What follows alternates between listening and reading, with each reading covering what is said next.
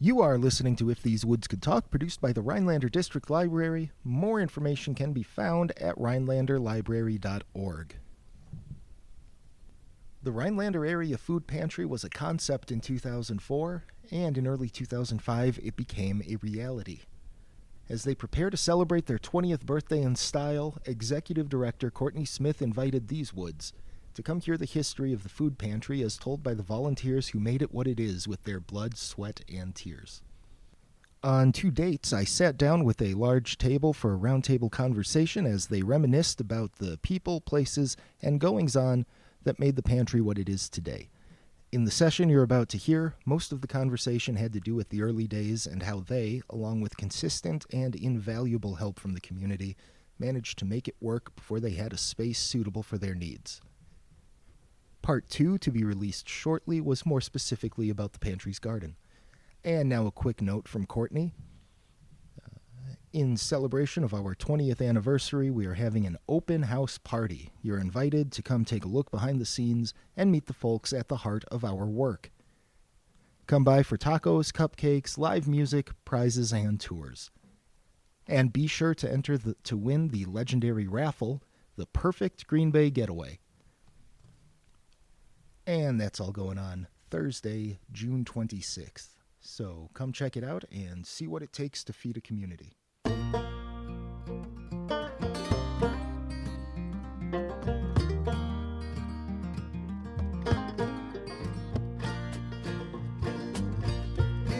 this was a talk, would you sit and listen to tales of those who came before us in the virgin mind with the river glistening? Sit on back and friendless, share some stories about butterflies, days gone by on the sunset hill of glory.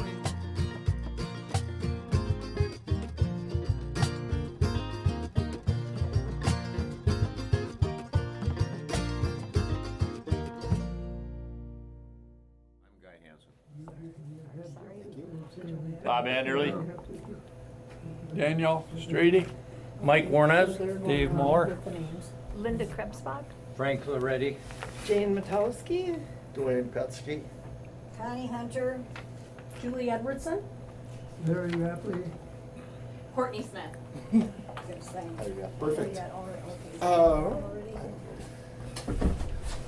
So how do we think we ought to begin this? Well, I had some ideas, and I'm glad he's here. The way I understand it, a woman by the name of Tony Rogers went to a board meeting, a Oneida County board meeting, with a tearful story of underfed people in Oneida County. At which time, Guy was there and his wife Carol, and they got the wheels turning on the food pantry. If he wants to expand on that, that would be great. I can modify that a little bit. I can tell you what I heard. Yes. Is that Aunt Lois and Tony went there and they were told by the board that there was no need for a food pantry in Rhinelander.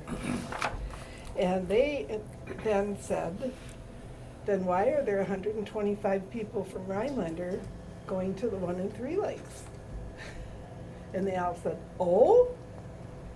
And it went from there. Guy was probably on the board, so he can tell you more. Yeah, that's the way I remember it also. Tony and Lois kind of put their heads together and got this thing rolling.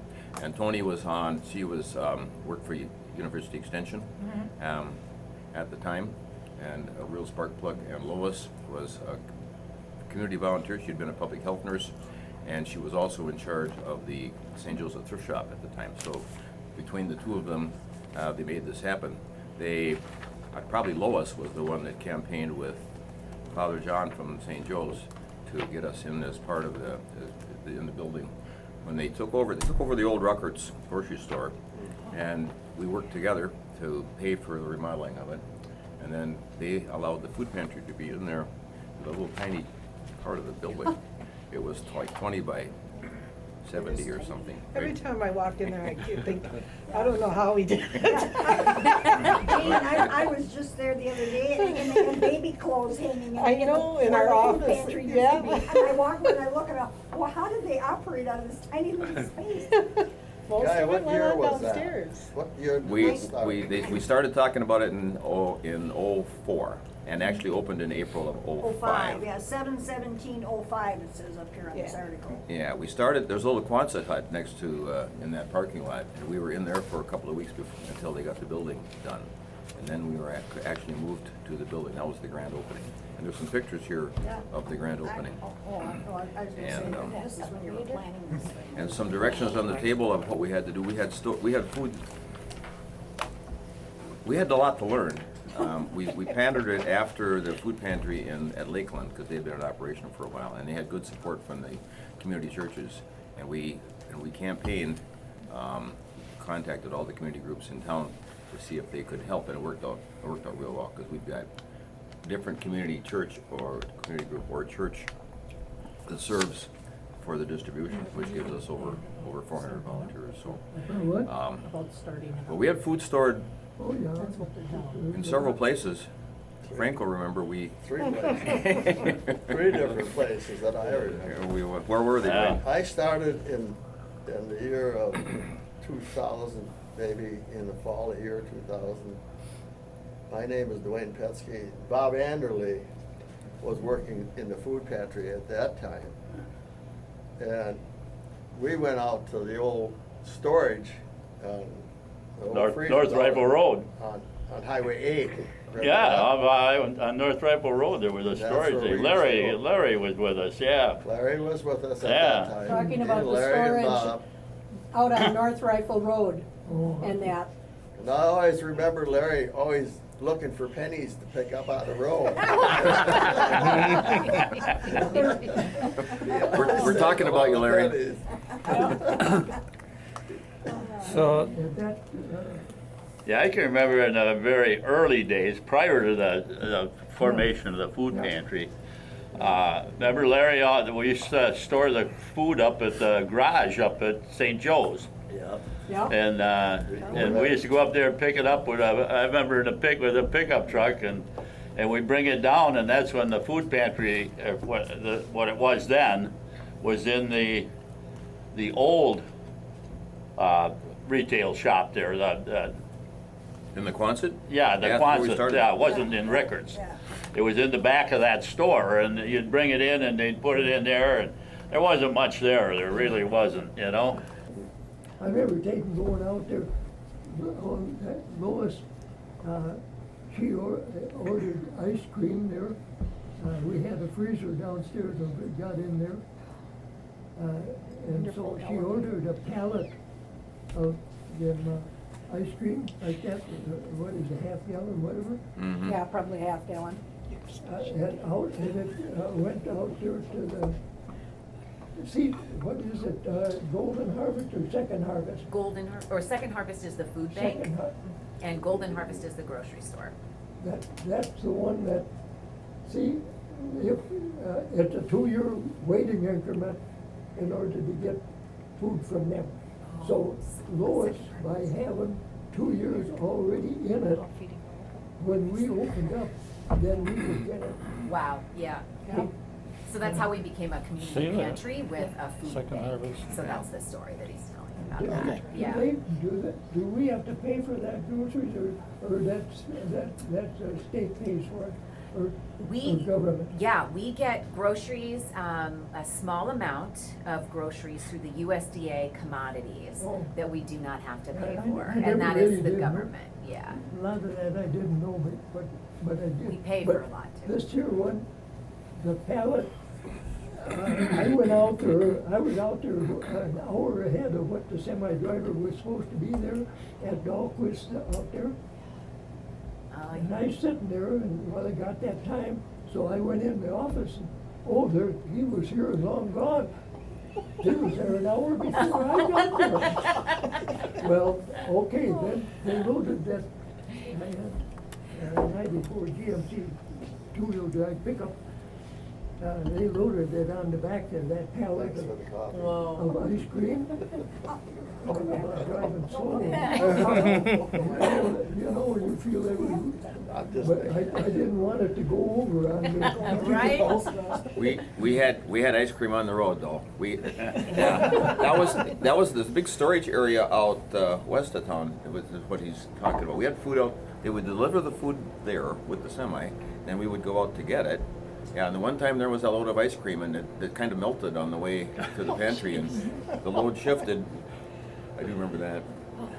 But we had, but we. I think that was the last time that she ordered ice cream. Do they have to pay for that storage of that food out there? Not to my recollection. I don't think so. And we also had, we had food stored in Trig's freezer at the grocery store. And Frank, we had food out at the freezer out at the bakery. At the bakery. Yeah. So that's at least 4 places around town we had Wow. food before we got. We had that freezer.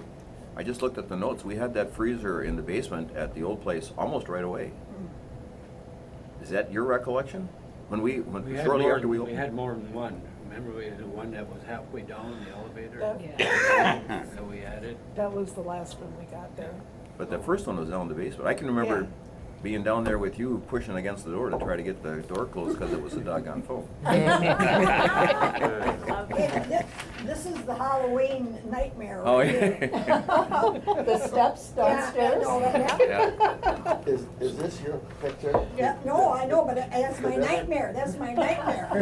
Everybody should see that. That's the basement Yeah. storage in the old I building. remember the Yeah, steps we- downstairs. I helped Dad out a little bit. Con- That's where I work. Not a. Connie, as long as you're talking So about your much. nightmare, tell We're the showing elevator pictures of story. The basement steps Oh, and the that elevator there. story. Elevators. Well, there's always, there's a. To start with, we only had that one room up in the front of right by the elevator there How in many years? Rickers.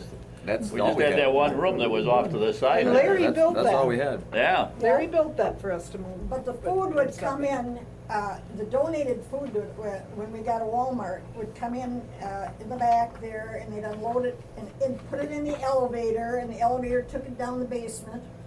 And then a couple guys would come and unload it, and there was very little storage area in that basement.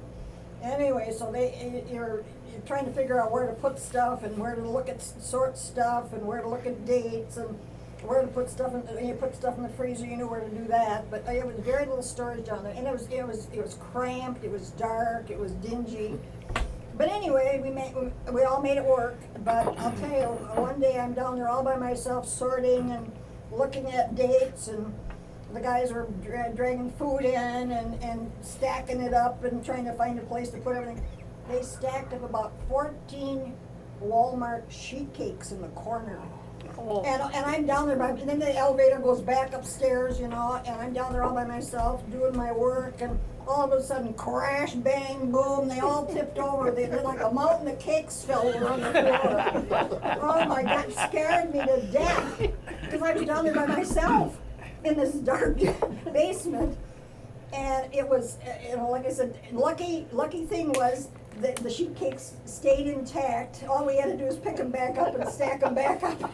They didn't fall apart. We didn't lose anything, but that's how little room we had down there to deal with Walmart food.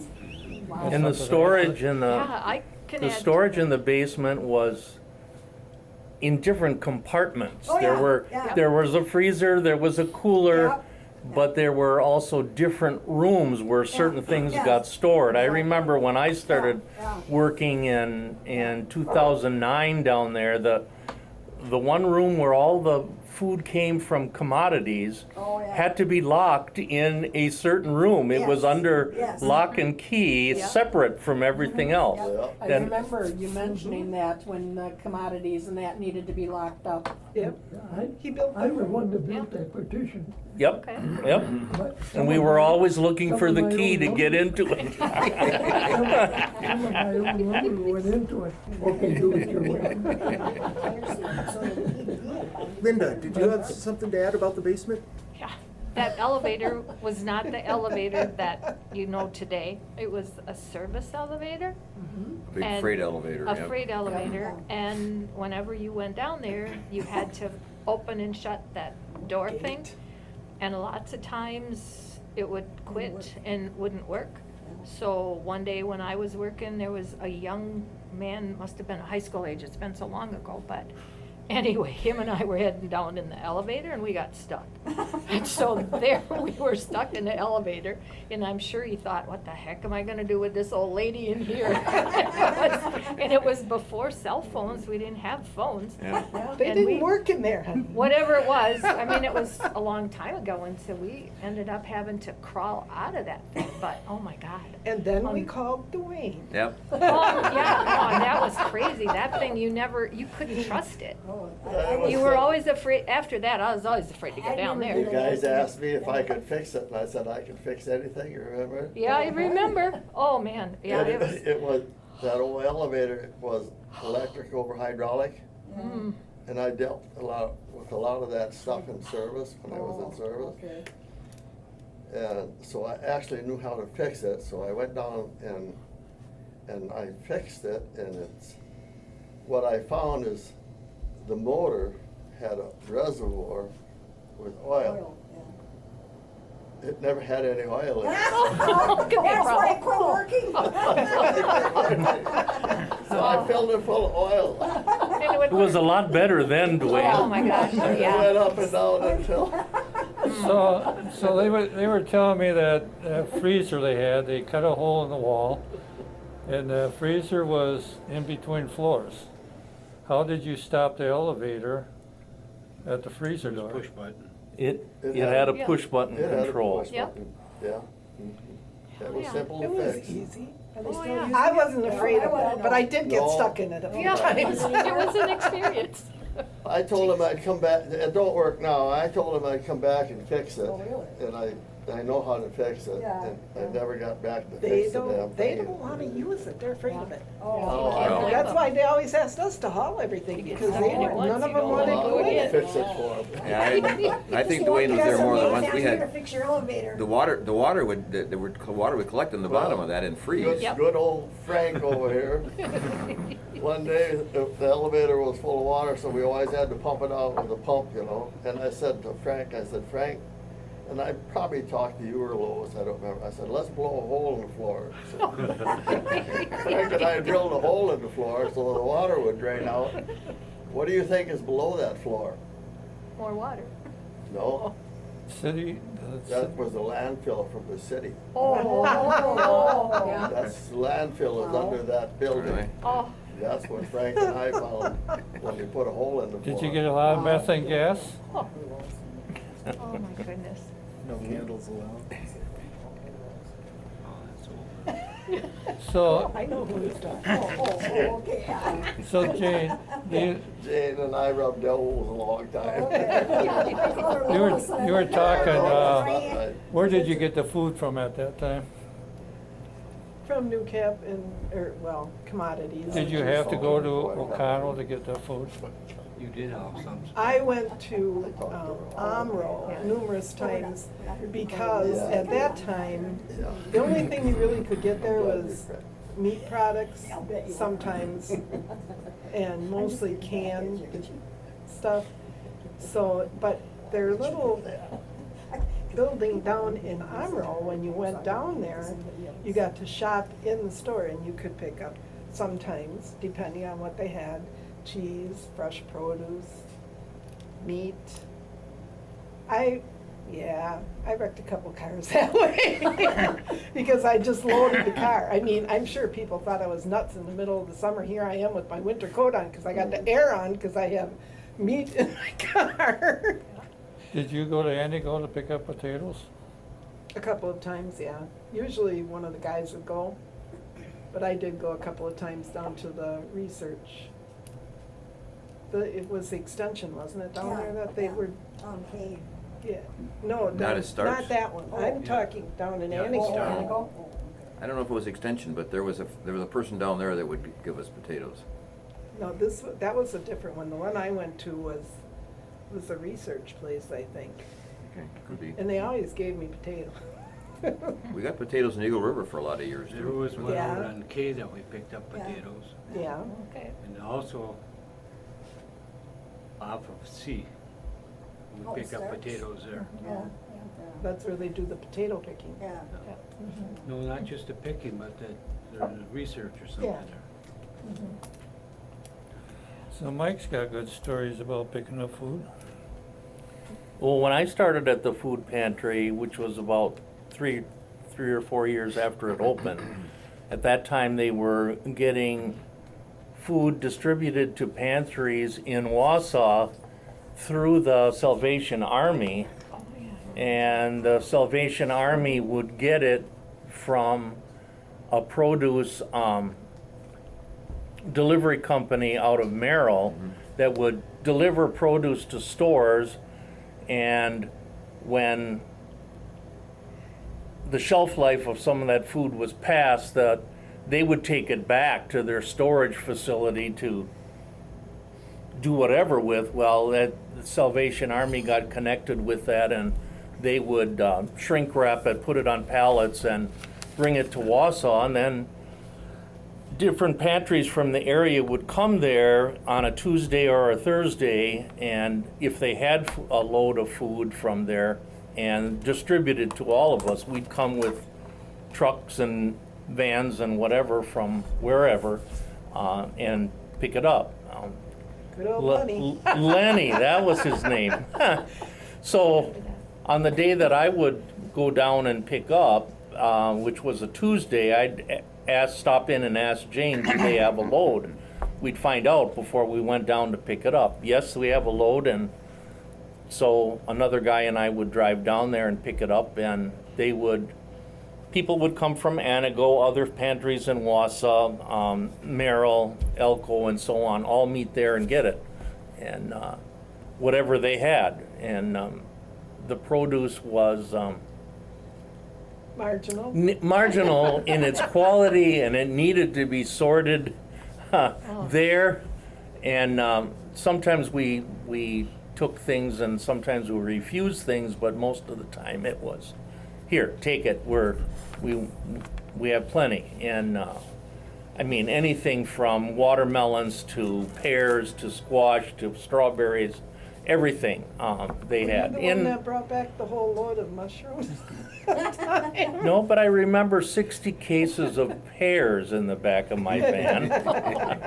And before I got back to Rhinelander, you were calling other pantries to see if any would take some off our hands. We couldn't get rid of 60, but I'll never forget one case of cucumbers. In the middle of the summer, they were unloading it from there, and when he lifted up the box, all this liquid was running out of the bottom of the box. I'm going, okay, I gotta bring this back. So before I left Wausau, I would call Frank and say, Frank, we've got a load, can you meet me at the pantry? We'll unload. And sometimes Jane would come along then too, and we'd weigh it and unload it and get it in the coolers. But yeah, it was all free to us, but if we would go and haul it, but it also needed to be sorted once we got back here, and hopefully it got distributed within a day or so. Didn't have much more of shelf life than that. Yeah. Dee commented that the aroma in that van was Oh yeah, quite nice. Yeah. We needed to clean the vehicle quite often. Hey, Dan? The pears, that had to be sweet. Dan, I see you got some notes. What do you want to talk about? Nothing. Oh, nothing? You guys are way before my time. So, Oh, my goodness. so another place we get food is from Ruby's. And Ruby's used to be out at Forest Square Church. And we had some good drivers and some not so good drivers. We didn't have our saran wrap not saran wrap, but our Shrink wrap. shrink wrap. So every now and then, pile on the back truck would get a little bit too high. And we've had a couple occasions where somebody would take a curve and stuff would fall off the top on the highway, and some kind gentlemen and ladies or whatever it might be would help us pick the food up and get it back on the truck. But it was quite an experience, but some of those were really dandies. We used to, the one thing I remember is Friendship House Restaurant used Yeah. to very generously donate soup, and there was no place to do it. So when I was open in the summer, I would go to Friendship House and I'd pick up those 5-gallon pails of soup, and then we'd take it out, and I couldn't do anything with it till after we closed at the park. And I had a freezer there, so we could bag all that soup and freeze it, and then bring it all back down here. And one night we were in there and we bagged all that soup, we put it on a tray, and we walked over to the freezer, and when we went to walk to the freezer, somebody dropped it, and we had soup all over in the freezer and all over the floor up there. But we did that for years, and that was before you temped it or anything. You Yeah. just we were thankful we had it, and then there were days you were thankful that they didn't have any. It's not so different today. Okay. Danny was also pick up soup quite a bit. Yes. Yes, he did. Danny, you got any good soup stories? Getting together with your. I don't talk about that. Well, now you have to. You picked up a lot of 5-gallon pails of soup. Oh. Danny is not gonna talk about the soup stories. So No? No story? You probably have story. some good ones for like when I was picking up at Nativity and they'd kind of spill once in a while. Oh.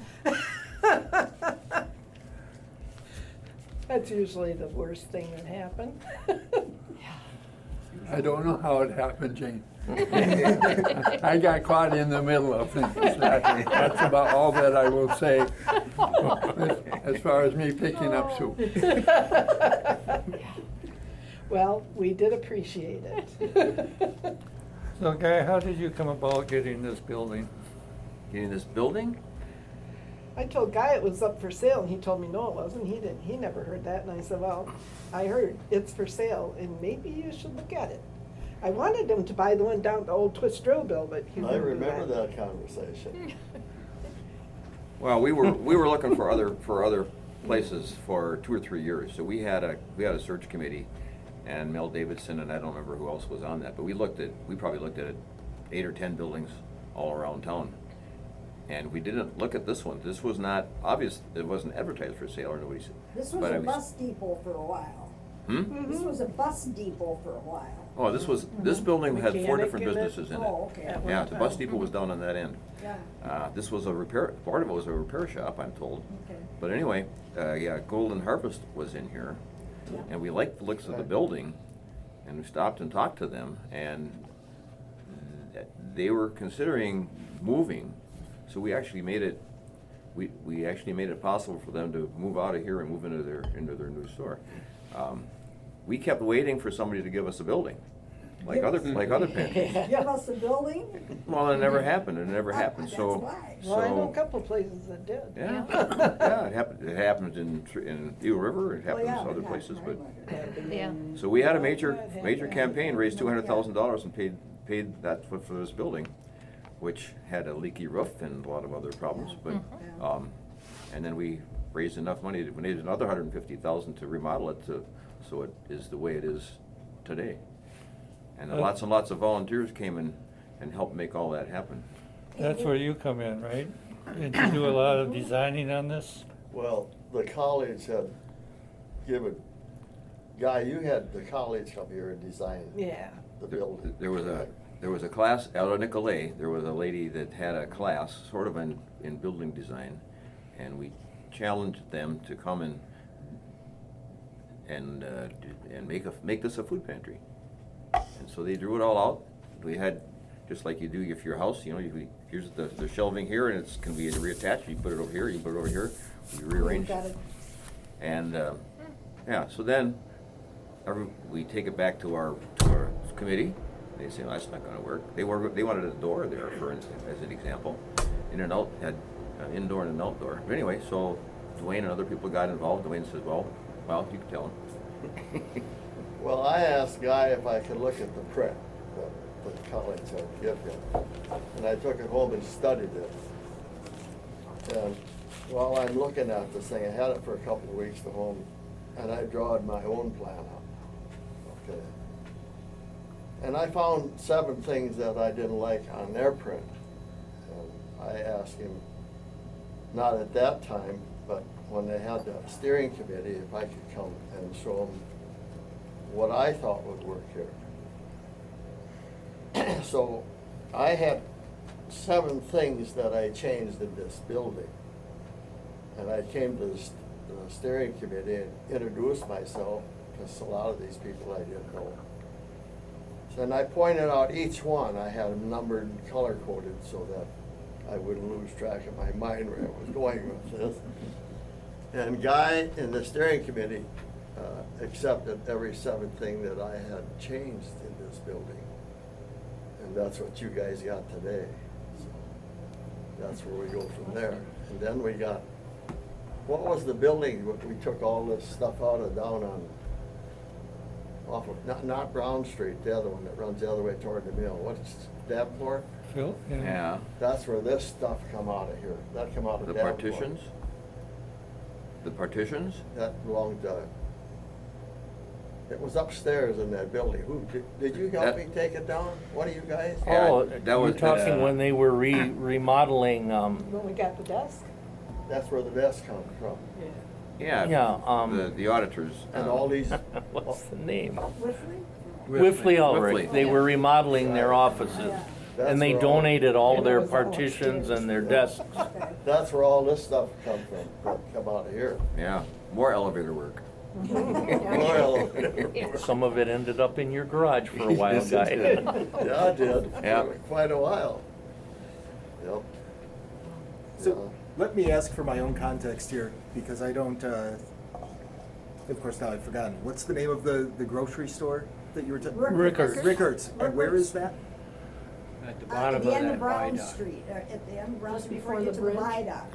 Yeah. I Oh, think, okay. I think There's it's, Floral and then Rickers. So it's It's that St. place Joe's Thrift where- Shop. It's Oh. Nativity Anyway. Thrift Shop Yeah, That's now. where the thrift shop is. And that now, is the yes. original building that Yes. was used, okay.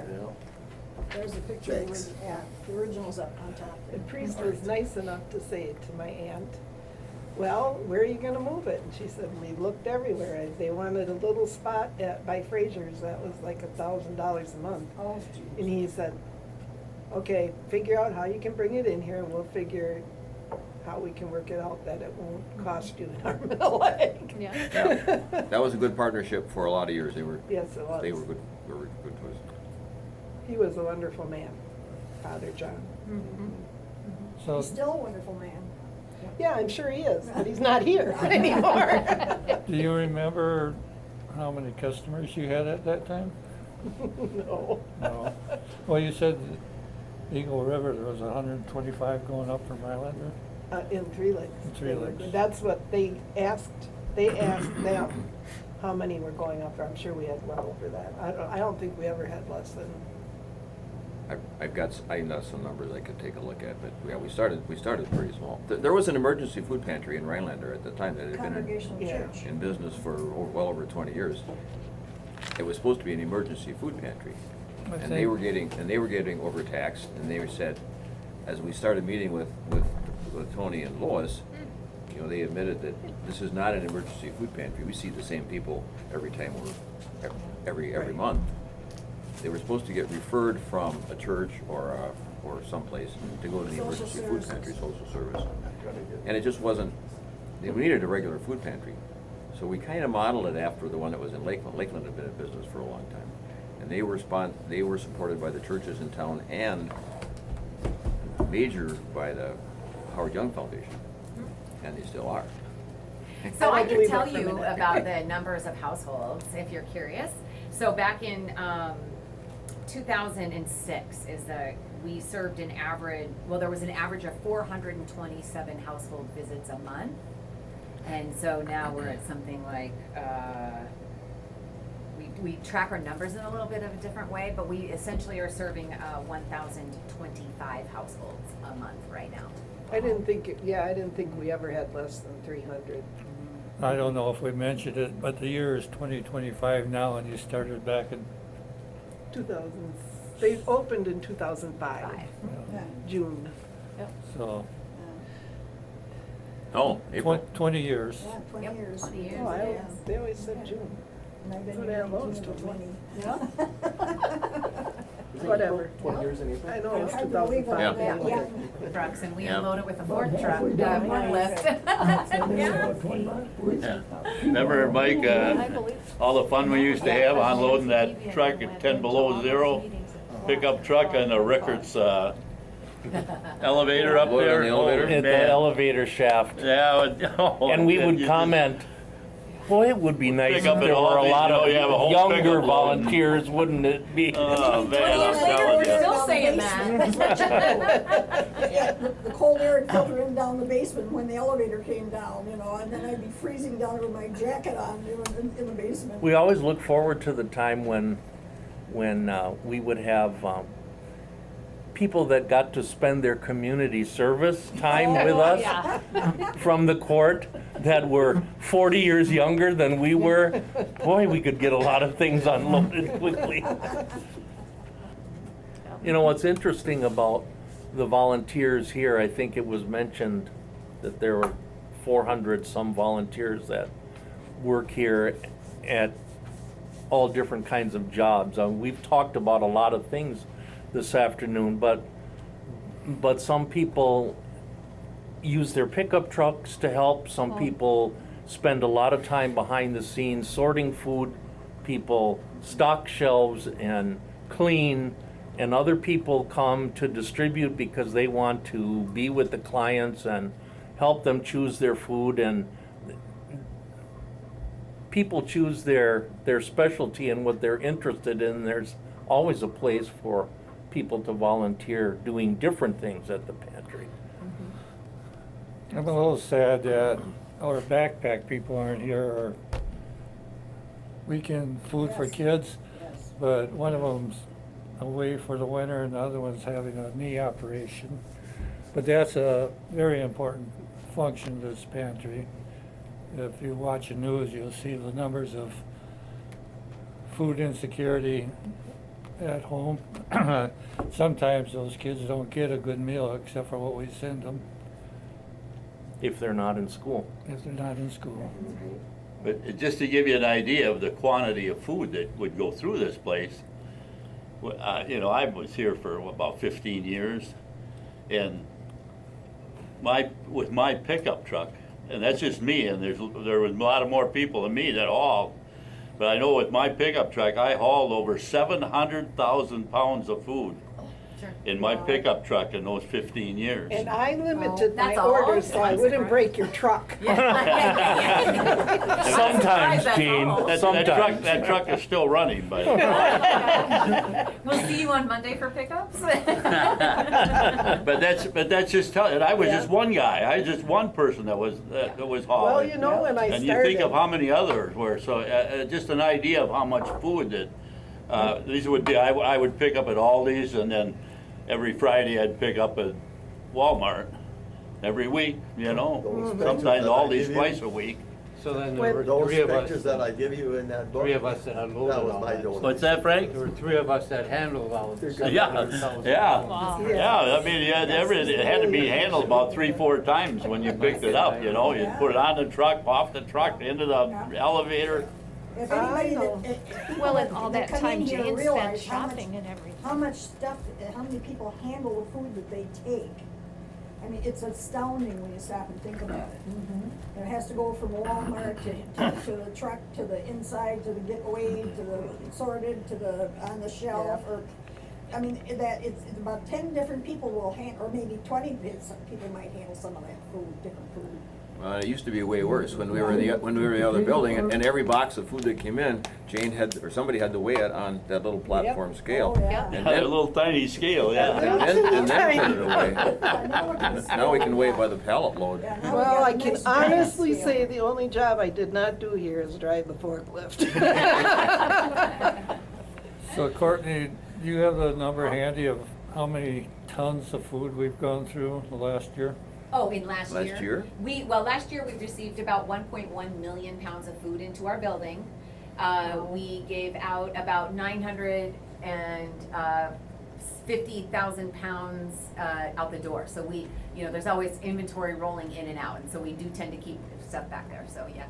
We saved about 420,000 pounds of food from going into the landfill through our food recovery. So Wow. just what you're talking about, going and picking up those loads at the grocery stores and all of that. But we estimate that we've put about 9.5 million pounds of food into this community. Okay, Courtney was gonna address, Well, Jane was going to talk a little bit about some of the coalition work and stuff. They had Hope for the Hungry to begin with, and Yeah. that lasted quite a while, till all the pantries kind of got, their big project was to get Feeding America to deliver up in the Northwoods. And once that happened, it didn't take very long and they kind of broke up, but didn't they Yep. start it up again? They did, yeah. Yeah. COVID really shut a lot of that stuff down. So right now, we participate in, oh my gosh, probably 3 or 4 coalitions. So we, UW Extension, through Madison, Oneida County office, there's one person that holds 6 counties.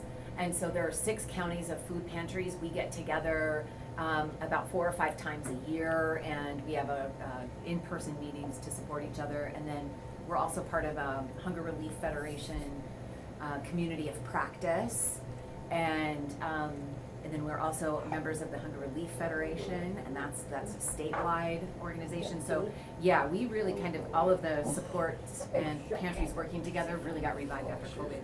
But we really work closely with our pantries just the same way that everyone is telling the stories now. You know, we're sharing extra food, and we're sharing resources, and sometimes even people power and all of that, so, yeah. so if we don't have to purchase the food, we'll share it with, there's a pantry over at Crandon called the Midwest Indian Missions. We share food with them. This is a Feed America drop-off location. So the Midwest will come over if they've ordered something, pick up their food. If we have a surplus, we share with them. Also, the Three Lakes pantry comes down to pick their food up, and we will share with them. New Cap out of Crandon as well. And Elko sometimes. Elko, yeah, we'll basically receive food for anyone and help out as much as we can, since we have the facility to do it. Yeah. We're a drop site for commodities too. Yeah, for Oneida County. Yeah. For the USDA foods that we receive, it's through the Emergency Food Assistance Program, so. So we moved to this building about 10 years ago, didn't Yes. we? Has it been 10 years? I think it's 2014, right? Yeah. October 2014. I think so. So that's helped a lot. It's allowed us to be a drop point. We can receive food by semi, we unload it with a forklift. This facility has been fantastic for us. Having mentioned the garden, I just have one thing to say. My favorite memory is when they plowed it. With Guy with his tractor. And I was watching and I thought, boy, that works so smooth. He's just driving along. All of a sudden, that thing started going broom, broom, broom. Half of it was nice and smooth, and the other half must have been an old parking lot. There was lots of demolition in there. I can't remember how many welds I broke on that pillar. I was just amazed. It was not a good garden spot, but it was.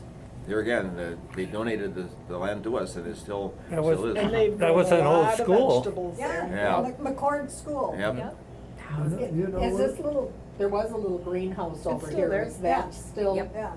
You guys utilize that? Oh, yeah. Oh, yeah. They started all the Last It's got plants. solar panels now. I don't know if we want to mention the names of our stores and such that support us. Oh, sure. I think that's okay. Especially the ones we go pick up 3 days a week. So Okay, Triggs and Walmart. Tricks is Walmart, the 2 Quick Trips in town, Aldi's. And I also wanted to mention Blaine's Fireman Fleet. Since they've been here, they've supported us very well also. In lots of ways. And Starbucks has recently started contributing too.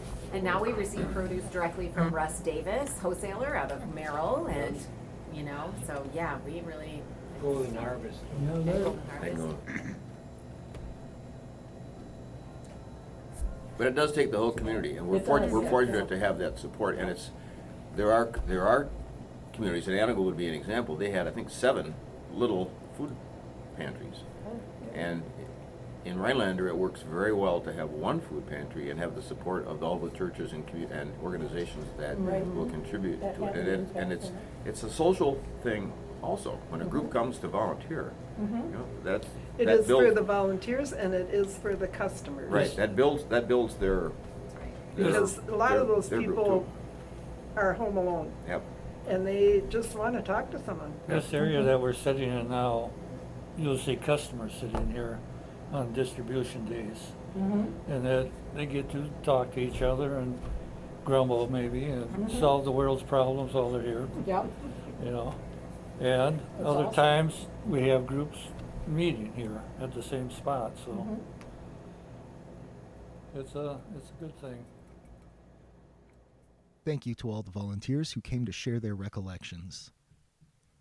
Once again, come to the food pantry on Thursday, June 26th for a celebration with food, tours, prize drawings, raffles, and live music.